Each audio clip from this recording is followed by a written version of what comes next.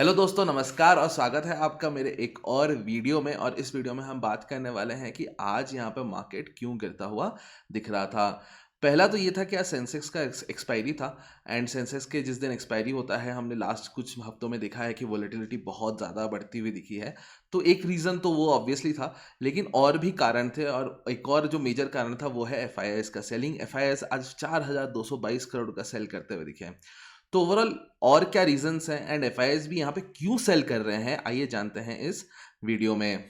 पर आगे बढ़ने से पहले मैंने आज यहाँ पे IDFC first bank and yes bank दोनों के यहाँ पे Q3 के अपडेट्स आए हैं एंड अपडेट के बाद यहाँ पे दोनों स्टॉक में बढ़ोतरी आई है। तो उसके रीज़न क्या है उसको मैंने डिस्कस किया है। एंड यहाँ पे डीमार्ट आज 15% तक बढ़ता हुआ दिख रहा था एक पॉइंट पे, फिर 11% पे क्लोज देता हुआ दिख रहा है। इसके पीछे यहाँ पे ब्रोकरेजेस क्या कह रहे हैं एंड डीमार्ट और क्विक कॉमर्स का जो एक फाइट का एक डिस्कशन है जो चल रहा है मार्केट में, उसके ऊपर भी मैंने डिस्कस किया है। अगर आपने इन वीडियोस को नहीं देखा है तो मेरे चैनल में जाके चेक कर सकते हैं एंड अगर आपने मेरे चैनल को सब्सक्राइब नहीं किया तो मेरे चैनल को सब्सक्राइब भी ज़रूर कर दीजिएगा। तो आज निफ्टी यहाँ पे 0.7% से गिरता हुआ दिखा एंड अगर हम निफ्टी बैंक के बारे में बात करें तो वो भी आज 1% से गिरता हुआ दिख रहा है। सबसे मेजर जो इसका कारण है वो है एफआईआईज़ या इंस्टीट्यूशनल सेलिंग। अगर हम इंस्टीट्यूशनल सेलिंग देखें, नेट में 4,200 करोड़ का सेल करते हुए दिख रहे हैं एफआईआईज़। डीआईएस नेट में सिर्फ 820 करोड़ का बाय करते हुए दिखे हैं, यानी नेट ऑन नेट देखें तो अराउंड 3400 करोड़ का यहाँ पे इंस्टीट्यूशनल सेलिंग आता हुआ दिख रहा है, जिसके बाद हम यहाँ पे मार्केट में प्रेशर आता हुआ दिख रहे हैं। क्यों आया यहाँ पे इंस्टीट्यूशनल इन्वेस्टर्स की सेलिंग, वो हम यहाँ पे आगे बात करेंगे।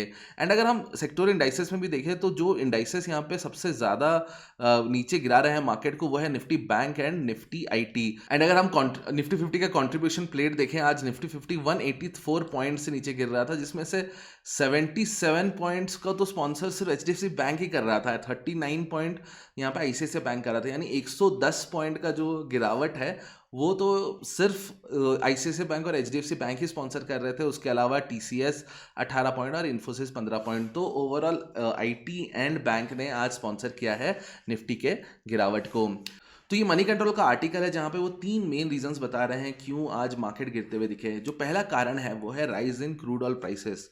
अगर आप मेरे मार्केट मूड के वीडियोस को फॉलो करते हैं तो मैं हर दिन ये एक टेबल दिखाता हूँ मैक्रो डेटा का, जहाँ पे मैं डिस्कस करता हूँ 3 में इंपॉर्टेंट पॉइंट्स। उसमें से एक होता है ऑयल फ्यूचर्स। अब ऑयल का जो इंडिया ऑयल नेट इम्पोर्टर है, सबसे बड़ा इम्पोर्ट इंडिया में ऑयल का होता है।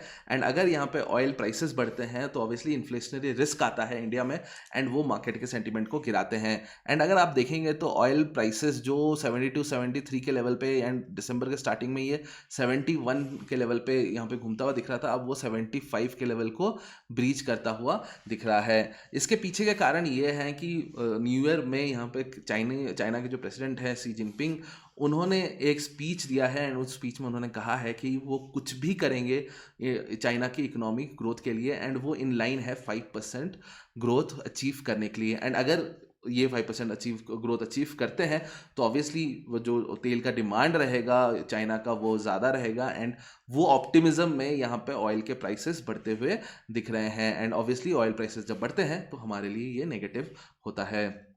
सेकेंड जो रीज़न है वो है अनफेवरेबल मैक्रो कंडीशंस। अगेन इसी टेबल पर हम डिस्कस करते हैं यूएस 10 ईयर बॉन्ड यील्ड। जो बॉन्ड होते हैं वो रिस्क फ्री रिटर्न होते हैं, तो अगर रिस्क फ्री रिटर्न में ही 4.5% अगर मार्केट को यानी एफआईएस को मिल रहा है तो वो इंडिया में क्यों इन्वेस्ट करेंगे। तो 4.5% वो वहाँ पे उनको मिल रहा है एंड बिकॉज यहाँ पे हमने लास्ट एक साल में आईएनआर को और घटते हुए दिखा है, तो 4% का रिटर्न तो उनको एफ से ही बन गया है उनका लास्ट एक साल में। तो इसके कारण यहाँ पे बिकॉज 4% ऑलरेडी सिर्फ रुपी डिफ्लेशन से बन रहा है एंड अगर हम देखें तो वहाँ पे 4.5% का रिस्क फ्री रिटर्न मिल रहा है, तो उसके लिए एफआईआईज़ यहाँ पे इंडिया छोड़ के जाते हुए दिख रहे हैं। डॉलर इंडेक्स भी यहाँ पे क्लाइम कर रहा है 209.22 एंड इसके कारण ये एक और रीज़न है जिसके कारण हम यहाँ पे मार्केट को गिरता हुआ देख रहे हैं। एंड अगर यूएस यहाँ पे रेट कट नहीं करता है तो ऑब्वियसली बात है कि जो रिस्क फ्री रिटर्न है उनका वो हाई रहेगा और वो अगर हाई रहता है तो इमर्जिंग मार्केट से पैसा निकलता हुआ दिख सकता है।